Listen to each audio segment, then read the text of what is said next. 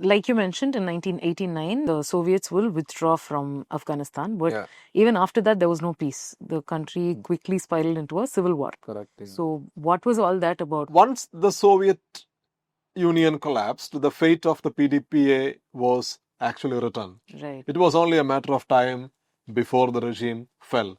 It will take one more year. I mean, to many people's surprise, in 1992, PDPA will collapse because once the Soviet Union is gone, the Mujahideen will start, mobilizing more troops. So at this time, there were multiple factions, right? So they all started attacking the government from different parts of Afghanistan. Right? And then eventually, the government collapses. India had very good ties with the PDPA government.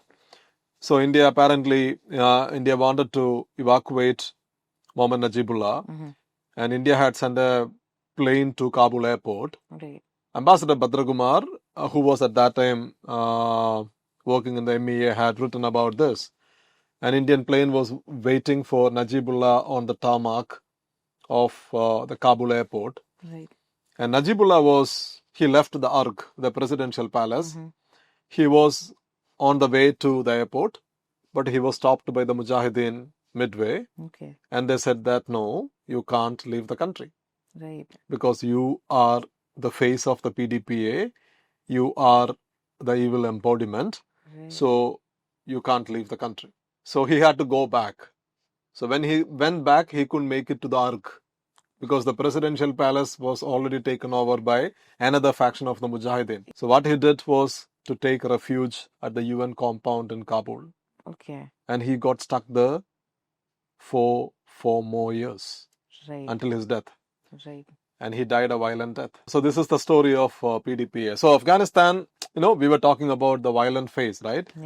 So the PDPA government, they continued to cling on to power as long as Soviet Union was there. Once Soviet Union was gone, the PDPA government collapsed in 1992. And then Mujahideen will come to power.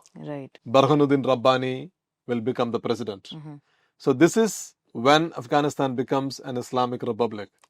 So until then, it was the Democratic Republic of Afghanistan, I think, DRA, under PDPA. And PDPA in its last phase PDPA would change its name, and Najibullah would try to appeal to the Islamists. This is only for survival. He thought that the country's mood was shifting, so he had to some kind of make a deal with the Islamists. But that didn't help.